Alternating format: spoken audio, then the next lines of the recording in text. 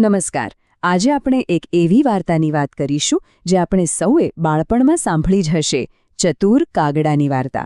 પણ ચાલો આજે એને એક નવા દૃષ્ટિકોણથી જોઈએ અને સમજીએ. અચ્છા, એક મિનિટ માટે વિચારો. ક્યારે એવી સખત તરસ લાગી છે કે ગળું એકદમ સુકાઈ ગયું હોય? કેવું લાગે ત્યારે? બસ કંઈક આવી જ હાલતમાં હતો આપણી આજની વાર્તાનો હીરો. તો વાર્તાની શરૂઆત થાય છે એક તરિયાસા કાગડાથી. વાત છે ઉનાળાના દિવસોની, એ પણ બપોરનો સમય. તમે સમજી શકો છો, સૂરજ માથે તપતો હતો અને જમીન પર પગ મૂકો તો દાજી જવાય એવી ગરમી હતી. ચારે બાજુ બસ લૂ વાતી હતી, બધું સૂકું પઠ, અને આવી ગરમીમાં પાણીનું એક ટીપું પણ જાણે સોનામહોર જેવું કિંમતી લાગે, ખરું ને? હવે આવી સખત ગરમીમાં એક કાગડો બિચારો તરસથી એટલો તો હેરાન હતો કે આમ તેમ ઉડ્યા જ કરતો હતો. એ બસ પાણી શોધી રહ્યો હતો, ક્યાંક એક ઘૂંટડો પાણી મળી જાય એ આશામાં.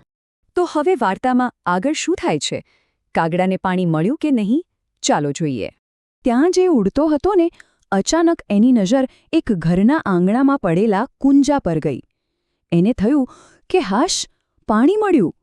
પણ જેવો એ કુંજા પાસે પહોંચ્યો, એણે જોયું કે પાણી તો હતું પણ સાવ તળિયે, એટલું નીચે કે એની ચાંચ ત્યાં પહોંચી જ ન શકે. બિચારાની બધી ખુશી પળવારમાં ગાયબ થઈ ગઈ. હવે આ તો મોટી મુશ્કેલી થઈ.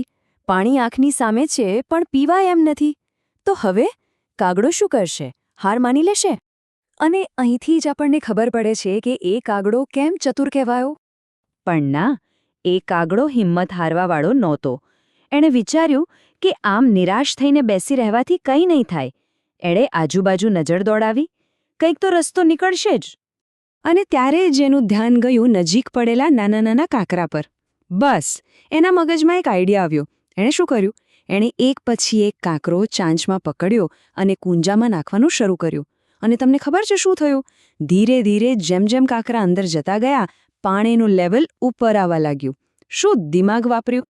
હવે જોઈએ આ મહેનતનું ફળ એને મળ્યું કે નહીં. થોડી જ વારમાં એની મહેનત સફળ થઈ.